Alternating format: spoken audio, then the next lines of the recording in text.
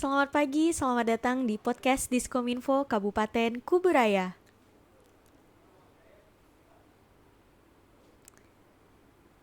Apa kabarnya nih semuanya? Semoga baik-baik aja.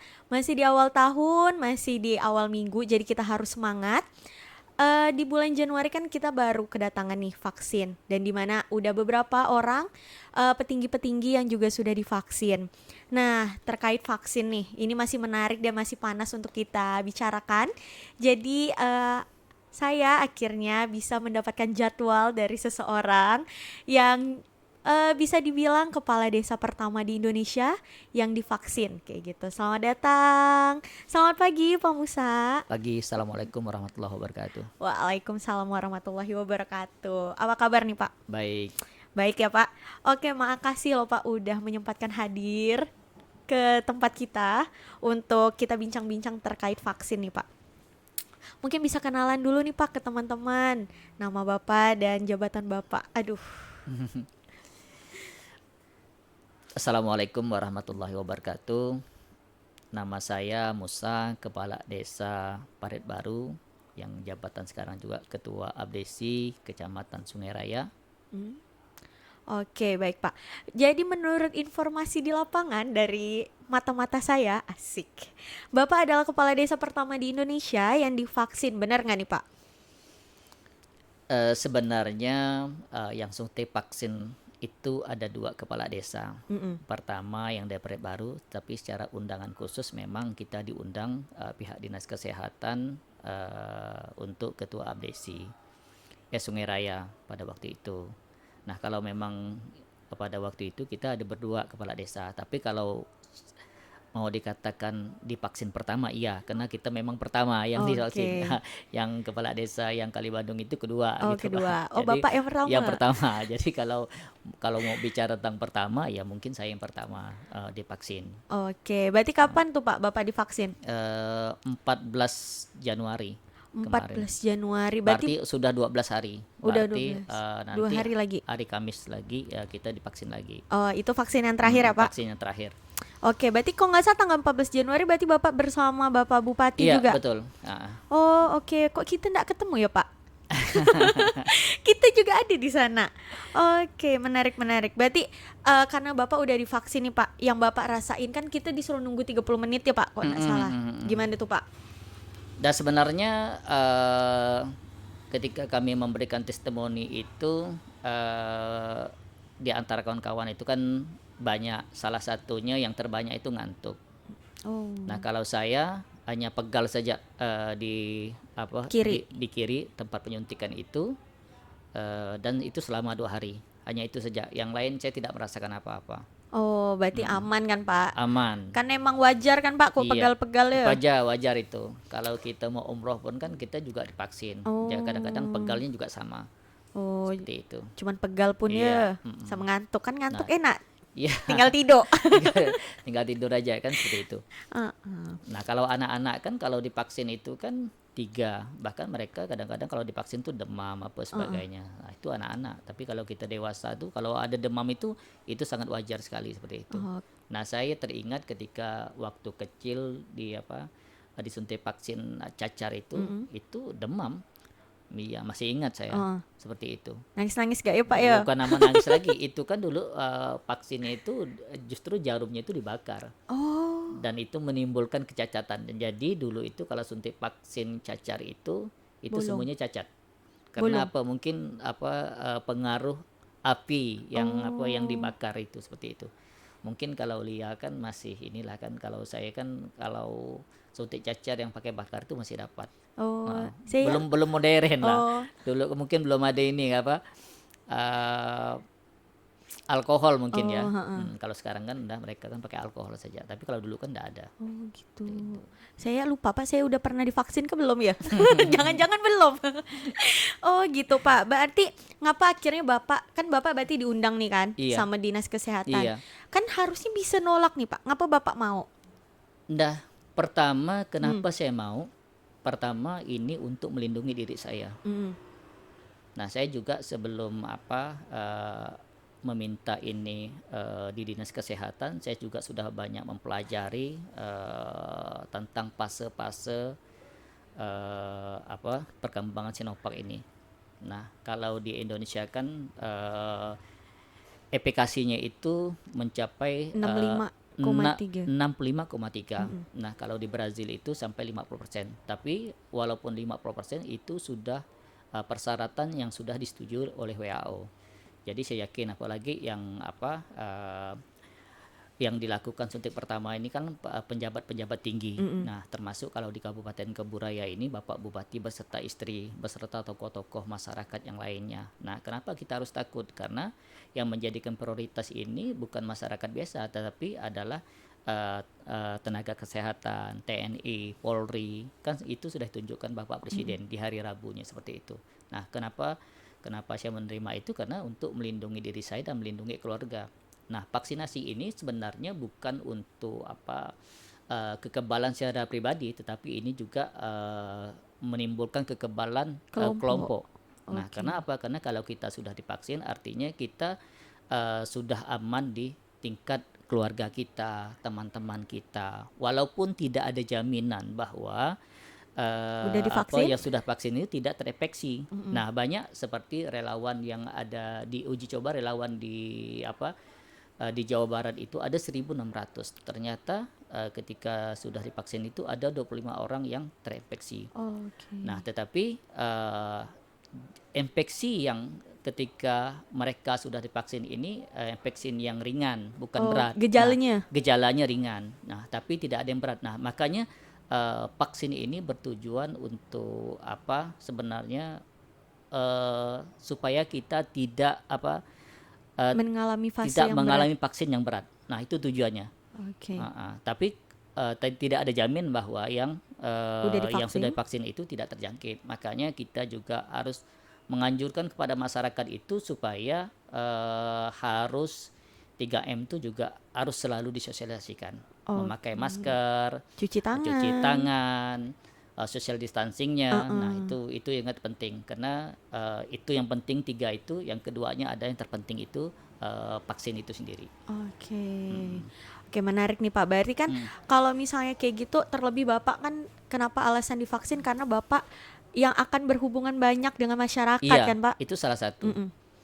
Oke, terus kalau misalnya karena Bapak udah divaksin nih di Desa Parit Baru, berarti warga-warganya pas tahu Bapak abis divaksin kayak gimana? Bapak kayak artis enggak?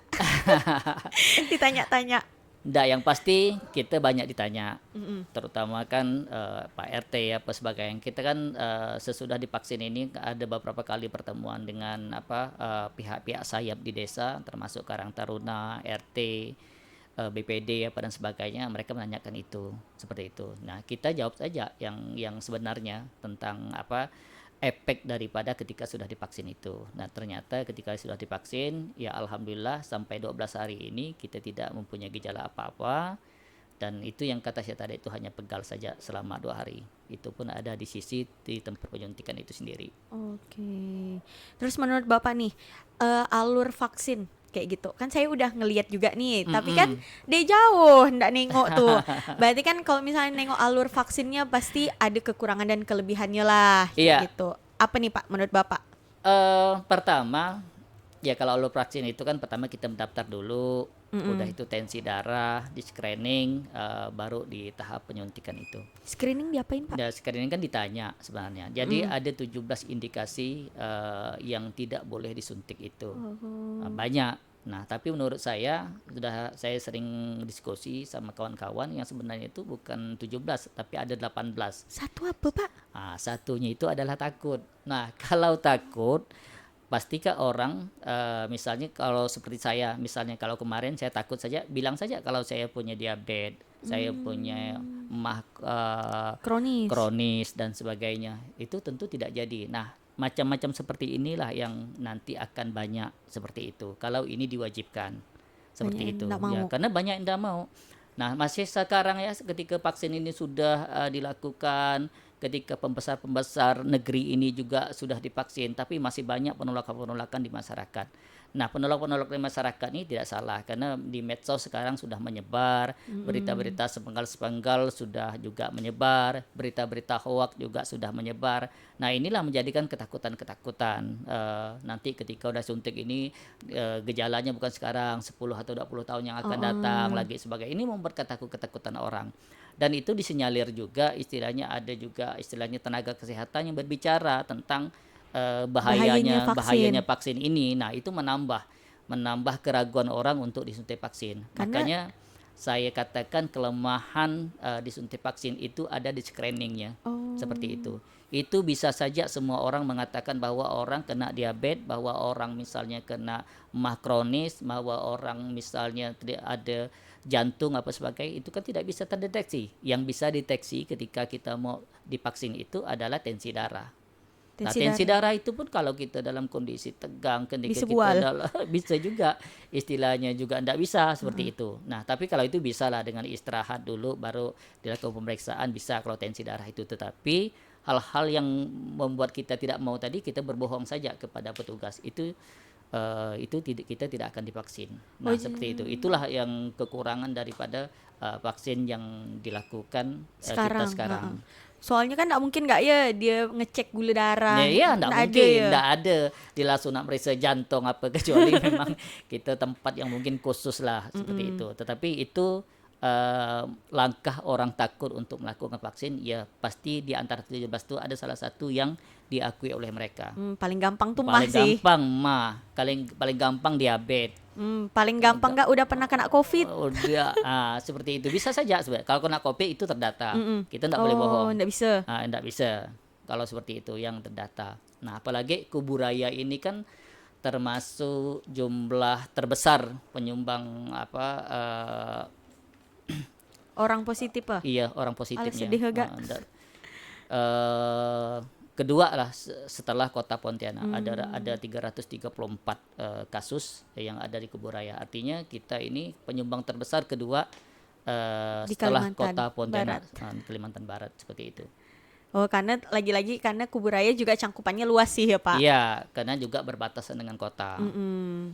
Nah, berbatasan dengan kota, kita bergaul dengan orang kota, ya mungkin juga dari hasil social distancing itu juga mempengaruhi tingkat infeksi yang ada di Kuburaya. Oke, menarik. Terus udah mau ulang tahun dia nih Pak, COVID. Udah mau 1 tahun. Tak terasa dah Iya, kan? tidak terasa ya. Terus apa aja sih yang udah dilakukan pemerintah desa bersama Satgas COVID-19 di lingkungan Kabupaten Kuburaya? Sayang ketika munculnya COVID-19 ini memang kami desa pertama yang membentuk relawan COVID sekaligus penyemprotan Disinfektan. disinfektan di semua wilayah di Desa Parit Baru. Dan kita diberikan penghargaan Polres Kuburaya pada waktu itu karena kita yang pertama. Seperti itu. Memang kita untuk mengantisipasi itu memang harus tanggap memang seperti itu.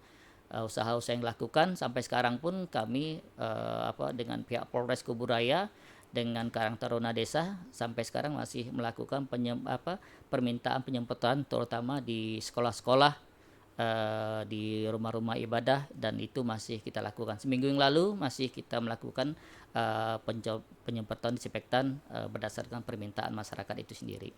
Oh, jadi masyarakat dari Desa Parit Baru sendiri itu juga aktif ya, Pak? Aktif karena ini dah mereka tahu bahayanya penyakit ini seperti ini.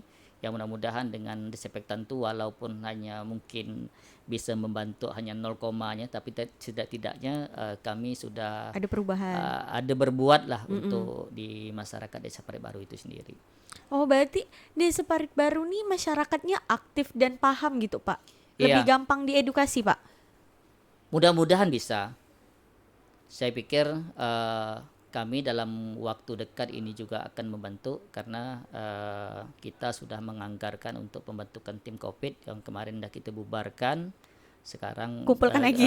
bubar kita kumpulkan lagi supaya istilah kepong bakol yang yang dikehendaki Bupati Kuburaya itu mudah-mudahan terlaksana. Artinya bagaimana kita mensosialisasikan vaksin ini secara menyeluruh terutama di sayap-sayap desa, RT, RW, kepala dusun, posyandu, LPM apa sebagainya, ya memang itu akan menjadi nanti tim sosialisasi vaksinasi nanti yang akan kita bentuk untuk sosialisasi di masyarakat. Nah tentunya event-event di desa itu pun juga akan kita gunakan sebagai ajang untuk sosialisasi vaksin ini. Oke. Setahu saya nih, tolong konfirmasi nih, kalau nggak salah Bapak juga ketua relawan COVID di ini ya, tingkat desa. Di tingkat desa. Oke, berarti kan kalau kayak gitu Bapak paham nih, bantuan yang udah diberikan selama 1 tahun ini dari pemerintah kabupaten, apa aja?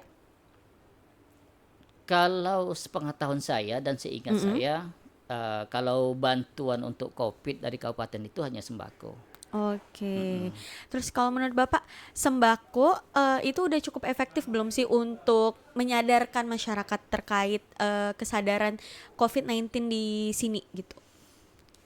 Kalau alat untuk mengkampanyekan menyadarkan masyarakat dengan bantuan sembako, saya pikir itu belum efektif. Karena sembako ini kan bukan untuk menyadarkan orang, Mm-mm. Membantu hanya sekadar untuk membantu di dalam pandemi yang kemarin banyak tempat-tempat hiburan, tempat-tempat kerja, ekonomi turun. ekonomi turun dan sebagainya. Nah, masyarakat membutuhkan itu di waktu awal-awalnya. Nah, ketika ini sudah dibebaskan, saya rasa ya mereka perlu penyadaran untuk vaksin itu saja yang perlu kita sosialisasikan di masyarakat itu sendiri. Nah, karena ini bagian terpenting, karena ini yang sudah saya katakan tadi bukan untuk memberikan kekebalan kepada pribadi kita, tetapi ini memberikan kekebalan kepada kelompok. Nah, kelompok keluarga, kelompok komunitas kita dan sebagainya. Yang penting ini untuk kekebalan kelompok. Jadi kesadaran untuk vaksin ini yang perlu diberikan sosialisasinya adalah ini bentuk kekebalan kelompok, bukan untuk kekebalan pribadi. Walaupun sebenarnya ketika kita divaksin itu dalam rangka untuk melindungi pribadi kita dari terinfeksi COVID itu sendiri. Oke, menarik nih. Kalau misalnya Bapak tadi bahas adalah yang lebih efektif adalah gimana alat untuk mengkampanyekan. Berarti sejauh ini belum ada kampanye yang dilakukan oleh Satgas COVID. Kalau untuk vaksin belum ada. Belum ada. Belum ada. Karena gini, orang-orang itu kan paling menanyakan kita kan belum divaksin yang kedua ini. Dia ingin melihat juga reaksi di Vaksin keduanya. vaksin kedua ini. Oke. Nah, kan banyak berita-berita wah kalau udah vaksin kedua nanti baru merasakan ininya. Kita tidak tahu, kita pun belum berani mengkampanyekan itu karena kita belum divaksin kedua. Nanti sudah divaksin kedua baru kita memulai mensosialisasikan ini Oke, di masyarakat. berarti setelah vaksin kedua dan nunggu beberapa hari kali ya. Iya. Oke, terus bagaimana meyakinkan masyarakat untuk mau divaksin kan nungguin nih, nungguin vaksin kedua. Terus kalau misalnya udah vaksin kedua pun masyarakat nih, kok misal bahasa kita nih bebal nggak mau, gimana? Yang pasti untuk vaksin ini kan pro dan kontranya Pasti ada. dan ini sangat berimbang. Nah, tugas kita sebagai relawan COVID, sebagai Satgas COVID yang ada di kabupaten, relawan yang ada di desa untuk menyadarkan ini. Nah, tentunya untuk menyadarkan ini kita perlu kepong bakol. Bagaimana kita bekerja sama, bagaimana kita ngeroyok ini supaya menyadarkan bahasa masyarakat bahwa vaksinasi ini penting untuk dilakukan di masyarakat. Nah, ini penting, tentunya ini harus ada kerjasama antara pihak desa, pihak kabupaten, atau elemen-elemen yang terpenting atau SKPD yang membidangi ini untuk saling bekerja sama dalam rangka untuk memberikan sosialisasi. Artinya kalau kami di desa hanya memberi sosialisasi, kalau hanya sekedar memberikan sosialisasi bahwa kita sudah divaksin tidak merasakan efek apa-apa, itu masyarakat masih belum. Tetapi kalau udah ada pihak nakes yang memberikan, dalam hal ini mungkin dokter yang berkompeten di bidang itu memberikan sosialisasi, saya rasa masyarakat banyak yang memahami itu. Jadi jangan biarkan kami ini di desa hanya memberikan sosialisasi di Babin Kaptimmasnya, hanya Babinsanya, hanya kepala desanya saya turun. Tapi kami minta Pak Satgas Covid turunkan orang-orang yang berkompeten untuk membantu kami dalam rangka mensosialisasikan vaksinasi ini. Mudah-mudahan dengan kerjasama seperti ini, program ini tentunya akan berjalan sebagaimana mestinya yang kita mau. Artinya Kepong Bakol yang digemakan Pak Bupati itu akan tercipta dengan kita mau bekerja sama, mau Kepong Bakol secara bersama-sama. Kan seperti itu. Itu yang sebenarnya yang kami inginkan. Yang kami inginkan berarti Mm-mm. sejauh ini belum ada Pak sinkronisasi dan sinergi antara Satgas Covid dengan pemerintah desa. Itu sepengetahuan saya dan seingat saya itu belum.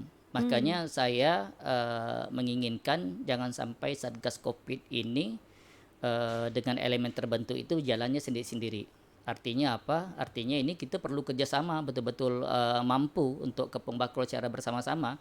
Jangan nanti TNI berjalan sendiri, pihak Polri berjalan sendiri, pihak desa berjalan sendiri.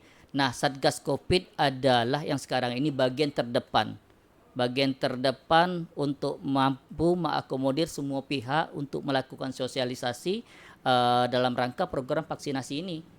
Nah, kita tidak mau nanti hanya mungkin sepengetahuan saya ini Satgas Covid ini yang kinerjanya yang mungkin ya mungkin ini tidak saya ketahui selama ini yang belum ada koordinasi dengan pihak desa baik dari pertama sampai pada detik ketika program ini juga dicanangkan oleh Pak Bupati itu sendiri.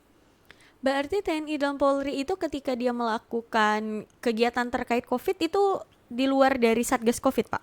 Di luar karena ini mereka yang menghubungi kita itu ada yang mereka yang berhubungkan dengan desa, ada desa yang menjalin kerjasama dengan pihak TNI dan Polri. Jadi ketika misalnya di waktu awal-awalnya COVID, ketika kami sosialisasi di KP-KP, di warung kopi apa sebagainya, itu permintaan kami, minta didampingi gitu. Dengan TNI dan Dengan Polri. TNI dan Polri, dan alhamdulillah kita waktu itu sering melakukan razia di KP-KP dan di warung-warung kopi tersebut itu atas permintaan kita. Kan seperti itu. Nah, kita nggak tahu apakah ini memang perintah daripada Satgas Covid atau apa, atau memang ini. Tetapi kalau permintaan kami itu pasti tidak ada perintah. Tetapi kalau TNI yang turun sendiri itu pun saya pikir mereka dengan Inisiatif sendiri. dengan institusi mereka yang memang diperintahkan dari atasan mereka untuk mampu membantu desa untuk menanggulangi menyadarkan masyarakat terkait terkait COVID. bahaya COVID-19 itu. Oke, menarik sih Pak. Berarti kalau misalnya selama 1 tahun tidak ada sinergi dari pemerintah, dari Satgas Covid ke pemerintah desa, terus berarti ndak ada WA-WA-an gitu Pak, ndak ada kontak-kontakan? Nggak ada. Ndak ada. Nggak ada. Makanya itu kita juga keberadaan Satgas Covid Kabupaten ini juga dipertanyakan pihak-pihak desa dalam rangka kerjasama dalam hal-hal penanganan COVID ini. Nah, itu perlu dipertanyakan walaupun kami tidak juga mempertanyakan di tingkat kabupaten. Artinya kami yang selama ini bekerja berdasarkan inisiatif dari kepala desa itu sendiri. Banyak desa-desa yang bekerja memang berdasarkan inisiatif, bukan berdasarkan kerjasama yang dibangun antara Satgas Covid dengan relawan Covid yang ada di desa. Oke, menarik. Berarti kalau misalnya kayak gitu Pak, alokasi dana yang kegiatan-kegiatan yang dilakukan dari pemerintah desa kan ke masyarakatnya, itu alokasi dananya berarti dari pemerintah desa sendiri? Iya, dari pemerintah desa sendiri. Nah, tahun ini juga pemerintah desa Parit Baru juga menganggarkan, pertama menganggarkan dalam pembentukan tim relawan untuk sosialisasi itu. Ada 35 orang, berarti karena desa Perbaru itu ada 5 dusun, jadi kita ambil satu dusun itu 5 orang. Dan itu kita ini kan ketika minta pihak Pukosmas bersama pihak Pukosmas untuk melakukan sosialisasi yang ada di desa-desa ketika ada kegiatan posyandu, ada kegiatan di desa, nanti bahkan kita juga ngundang RT, para istri RT untuk melakukan sosialisasi ini. Mudah-mudahan dalam waktu dekat ini kita, karena dana udah cair kemarin. Nah, di Kuburaya ini paling tercepat se-Indonesia nomor 2 pencairan dana desanya. Nah, mungkin dalam waktu dekat ini kita juga sudah membentuk itu. Bahkan ada yang harus kita tanda tangani secara bersama-sama dalam rangka untuk mengkampanyekan program vaksinasi ini secara keseluruhan yang ada di desa. Oke, terus karena dulu desa Parit Baru kan juga apa desa pertama yang membentuk relawan COVID di Kuburaya kan Pak. Iya. Setelah itu ada nggak sih Pak Satgas COVID dari Kuburaya yang melakukan mengunjungin lah, terus kita kerjasama bareng yuk kayak gitu? Sudah saya katakan dari awal tadi bahwa Enggak. sampai saat ini ya sudah, kata Lia tadi, udah hampir ulang tahun hampir ulang tahun COVID ini, tapi sampai saat ini kita belum ada bentuk kerjasama yang dilakukan Satgas COVID Kabupaten dengan pihak desa. Wah. Berarti kalau misalnya pakai alokasi dana dari pemerintah desa terus, berarti kegiatan yang lainnya bisa jadi kepotong dong Pak demi COVID. Bisa jadi, karena kan penggunaan dana desa untuk COVID ini kadang-kadang kan selalu berubah regulasinya. Nah, seperti contoh kemarin pembagian BLT itu, pertama 3 bulan, udah itu 6 bulan, udah itu harus sampai ke 12 bulan. Nah, kadang-kadang regulasi-regulasi seperti itu yang kadang bingung kita. Justru sekarang ini waktu tahun 2020 ya, dana COVID itu yang untuk BLT itu bukan desa yang ngaturnya, tapi dari pemerintahan pusat. Oh, oke oke oke oke. Terus kalau misalnya kayak gitu, harapan Bapak untuk Satgas COVID di Kuburaya sih Pak. Sinergi kan penting. Gimana mau Iya, kepong bakul Pak? Ya enggak sih? iya betul. Nah, itu yang memang kami harapkan itu. Mm-mm. Jadi kalau istilahnya jargon kepong bakul itu hanya bergema di tingkat kabupaten tanpa bisa bersinergi dengan desa, saya pikir itu hanya jargon ya. Tapi jargon ini betul-betul diaplikasikan dalam Kehidupan. bukan dalam tindakan-tindakan Mm-mm. Satgas Covid, artinya harus jalin kerjasama dengan relawan-relawan Covid yang ada di desa. Oke lah kalau di tempat-tempat lain, tetapi di daerah Sungai Raya yang penyebaran yang terbanyak justru di sini yang Satgas Covid menurut saya yang harus mampu bekerja sama bersinergi dengan desa dalam rangka untuk mensosialisasikan ini. Nah, kalau 3M kemarin oke lah udah selesai, tetapi ada hal yang lagi booming ini. Pertama, program vaksinasi itu. Dan ini yang kami perlukan kepada pihak-pihak kabupaten untuk bersinergi gitu. Jangan sampai nanti keberadaan Satgas Covid itu tanpa desa merasakan apa manfaat terbentuknya Satgas Covid. Kenapa? Karena pihak Satgas Covid ini tidak bersinergi dengan desa. Nah, kita berharap dalam rangka sosialisasi program vaksinasi ini, sinergi antara kabupaten dengan desa itu akan ada sehingga nanti orang pasti bertanya, oh ini loh peranan penting adanya Satgas Covid di kabupaten, dia udah mampu bersinergi dengan desa. Nanti ketika kami sosialisasi, misalnya mereka mendatangkan orang-orang yang berkompeten untuk mensosialisasikan itu, kan gitu. Nah, itu yang selama ini yang kami harapkan kepada pihak Satgas Covid, dan selama ini kerjasama itu belum terjadi. Mudah-mudahan Hampir ketika 1 tahun ya. udah hampir 1 tahun, udah hampir ulang tahun ini, keberadaan Satgas Covid seolah-olah itu tidak muncul terutama yang ada di desa. Padahal terutama Kecamatan Sungai Raya yang paling dekat ya Pak. Iya, paling dekat dan juga istilahnya terefeksi juga banyak daerah-daerah sekitaran Sungai Raya ini, Kecamatan Sungai Raya. Berarti kan karena akhirnya pemerintah desa, terutama desa Parit Baru, berjalan sendiri, betul? Saya pikir semua desa itu berjalan sendiri. Mm-mm. Semua desa itu berjalan sendiri sesuai dengan apa yang diinginkan kepala desanya dalam hal-hal penanganan kasus Covid ini. Oke, Nah, kan kalau misalnya kalau untuk perintah apa sebagainya itu ada dari bupati, tapi kita kan harus ada lembaga resmi Covid-nya. Nah, betul. kan harus ada lembaga resmi Covid-nya itu yang Biar enak ya, iya, biar enak koordinasinya, biar sama-sama satu suara. satu suara, sehingga kepong bakul itu menjadikan jargon yang betul-betul mampu diaplikasikan dalam kegiatan Satgas Covid itu sendiri.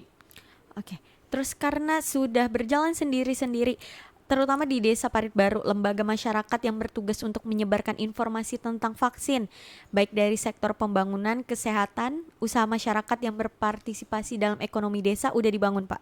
Itu belum saya sudah katakan tadi, ini kan di awal di awal kita seandainya membentuk itu pun di bulan Februari. Oh, Februari, Di bentar bulan lagi. Februari. Sebentar lagi kan tidak lama, di bulan Februari dah kita membentuk tim ini adalah tim sosialisasi. kita kumpulkan pemuda-pemuda, tokoh-tokoh masyarakat untuk menjadikan garda terdepan dalam mensosialisasikan program vaksinasi ini. Oke, berarti Desa Parit Baru ini seru ya Pak? Berarti selalu bareng-bareng kayak gitu. Berarti Bapak juga udah koordinasi hampir beberapa bulan sekali ke TNI dan Polri untuk membantu kegiatan Bapak. Kami dalam koordinasi dengan terutama pihak Polres ya, kami sering koordinasi karena bagaimanapun kami ada keterikatan kampung tangguh yang dibentuk oleh Polres. Nah, kampung tangguh ini ya salah satunya adalah penanganan Satgas Covid itu sendiri. Penanganan Covid itu sendiri itu juga dibentuk di kampung tangguh itu sendiri. Nah, sampai sekarang kerjasama itu makin ini, bahkan Desa Parit Baru kan diikut sertakan dalam lomba kampung tangguh tingkat nasional di Mabes Polri. Nah, makanya kita masih kerjasama, saling koordinasi dalam hal apapun. Jadi kalau penanganan masalah Covid ini, pihak Polres selalu membackup kegiatan-kegiatan yang ada di Desa Parit Baru, karena ini juga dalam rangka pembinaan terhadap kampung tangguh itu sendiri. Nah, itu yang sering dilakukan oleh pihak Polres Kuburaya. Berarti kalau misalnya Bapak sudah koordinasi dengan Polres ya Pak, Iya. Polres Kuburaya, Bapak udah pernah mencoba belum Pak untuk berkoordinasi dengan Satgas Covid? Belum, Belum. karena selama ini ya mungkin kita Merajuk ke nih. enggak juga lah, seharusnya yang berkoordinasi itu mereka dengan kita, bukan kita dengan mereka. Seperti itu. Karena kita nih pada tingkat bawah yang harus yang mengkoordinasikan harus tingkat atas.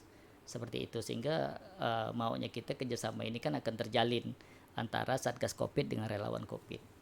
Oke, berarti akhirnya setelah hampir 1 tahun pergerakan vaksin COVID sampai akhirnya dapat vaksin, kan kita baru tahu nih ternyata ada beberapa hal yang ternyata belum match nih, belum nyambung Iya. kayak gitu.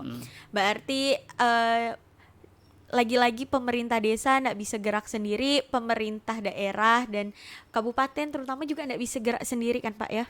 Iya. Ya mungkin setelah ini adalah kali ya koordinasinya ya Pak ya. Ya mudah-mudahan lah, mungkin dengan nanti disebarkannya podcast ini kan pihak Covid bisa kerjasama dengan relawan Covid terutama yang ada di desa. Nah, kita contohkan saja lah untuk desa Sungai Raya. Nah, itu perlu adanya kerjasama dalam rangka untuk mengkampanyekan Kepong Bakul itu sendiri.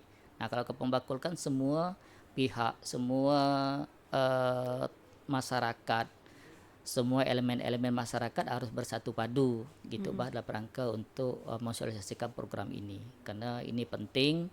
Yang sudah saya katakan tadi, ini bukan hanya untuk kekebalan individu kita, tetapi ini untuk kekebalan kelompok itu sendiri. Wah, menarik berarti kalau kayak gini. Berarti mungkin nanti selanjutnya mana tahu ya saya bisa ini mengundang Bapak lagi dengan inovasi yang lebih baru, kayak iya kita udah bersinergi gitu kali ya. Itu kalau nanti udah ada sinergi antara pihak kabupaten dengan desa, itu bolehlah kau dapatkan 2 orang untuk menjadi narasumbernya, seperti itu. Atau kita sewakan tempat lah Bapak ya ngomong sama Satgas Covid gimana. Boleh kan? Boleh. Biar lebih masyarakat paham gitu. Iya, seperti itu. Tapi kami terlepas daripada ada tidaknya sinergi antara pihak Satgas Covid dan relawan Covid, saya pikir pun kami tetap harus berjalan, karena ini bukan tanggung jawab pemerintah daerah saja, tapi sebagai garda terdepan di masyarakat, desa pun juga harus mengambil alih peranan ini juga, terutama di tingkat desa, dan kita juga harus mampu bekerja sama dengan PPHA yang berkompeten untuk mensosialisasikan ini. Walaupun kita tidak ada kerjasama dengan pihak Satgas Covid, tetapi desa juga harus tampil terdepan dalam ini, karena kita harus juga tanggung jawab terhadap masyarakat desa kita. Kan seperti itu. Kalau udah masyarakat desa udah banyak yang sadar akan pentingnya vaksinasi, ya otomatis kita kan lebih enak lagi mau berkumpul kah, mau apa, Mm-mm. mau ngadakan kegiatan dalam skala besar dan sebagainya, tentu tidak ada halangan lagi ketika masyarakat sudah divaksin. Walaupun kata saya tadi, vaksin itu tidak menjamin seseorang tidak terinfeksi, tetapi setidak-tidaknya dengan divaksin ini kita tidak ada gejala berat seperti itu. Oke Pak, terakhir nih yang mau Bapak sampaikan ke masyarakat, kedua ke Satgas Covid, kayak gimana nih Pak terkait vaksin dan Covid yang masih ada? Kalau untuk masyarakat, kita mau bilang yuk kita ambil bagian ini dalam rangka untuk melindungi diri kita dan melindungi keluarga kita dari infeksi virus corona itu. Nah, untuk itu mari kita bersama-sama memberikan sosialisasi terhadap keluarga kita. Kalau kita sebagai kepala keluarga, kita dengan keluarga kita, kalau kita sebagai RT, kita harus mampu mensosialisasikan di tingkat RT. Kalau di dusun juga pelak dusun harus mampu juga mensosialisasikan kepada Masyarakatnya, RT-RT-nya. RT. Dan kalau untuk desa juga harus mampu memberikan sosialisasi ini terhadap masyarakat yang lebih luas lagi. Dan mudah-mudahan dengan ada kesadaran kita untuk melakukan vaksin ini, mudah-mudahan kita terhindar dari infeksi COVID-19 itu sendiri. Kalau untuk Satgas Covid Pak? Kalau untuk Satgas Covid, ya kami menghimbau untuk selalu bersinergi dengan dengan relawan desa, karena kami butuh pendampingan dalam rangka sosialisasi ini.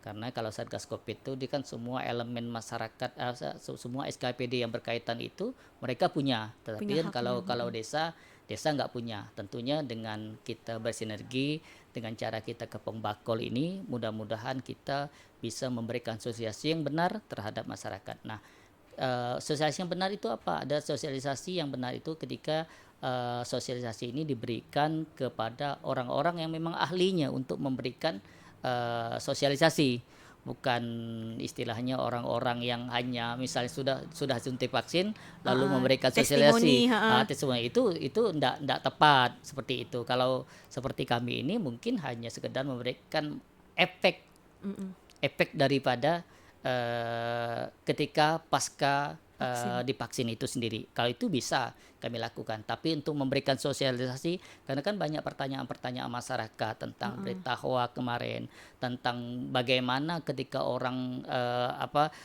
relawan COVID yang di Jawa Barat 1.600 ternyata ada 25 terinfeksi. Nah, itu kan perlu mereka yang jawabnya. Kita nggak punya Nah, hak ya kalau Pak? kita ndak akan, ilmu kita mungkin belum seperti itu.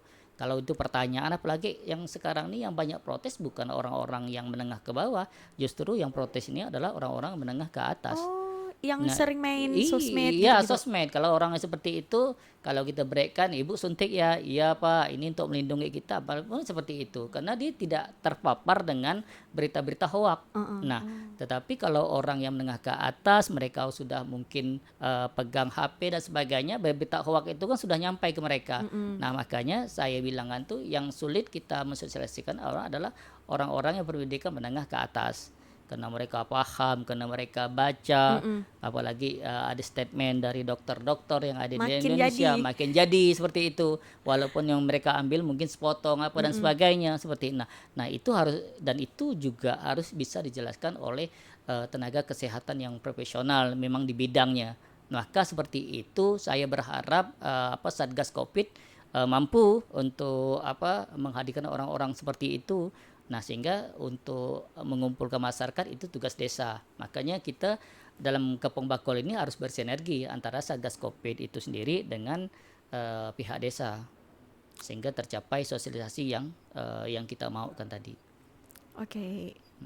Kalau misalnya kayak gitu, kesimpulan dari bincang-bincang kita di pagi hari adalah sinergi atau kepong bakul tuh baru bisa dilaksanakan atau bisa dikatakan sukses ketika semua elemen masyarakat tuh juga ikut membantu. Iya. Tidak salah satu pihak kan capek ya Pak ya. Iya betul. Berjuang sendirian tuh Berjuang capek sendiri. Pak. Kayak gitu. Jadi mungkin nanti kita bisa undang Bapak lagi atau mungkin kita undang Satgas Covid juga buat kita bincang-bincang bareng ya Pak ya. Iya. Gimana langkah-langkah di tahun 2021, kan ini baru tahap Iya. pertama ya Pak, vaksin masih ada tahap kedua, tahap ketiga orang-orang yang bakalan divaksin. Mungkin nanti kita bisa gali lebih dalam lagi, tapi mungkin itu di next episode gitu. Terima kasih Bapak Sama-sama. ya sudah hadir kayak gitu, sudah memberi kita informasi terkait COVID, vaksin dan Satgas COVID dan pemerintah desa. Gitu, sehat-sehat ya Bapak. 2 hari lagi vaksin selanjutnya gitu. Mudah-mudahan tidak terjadi hal-hal yang tidak diinginkan.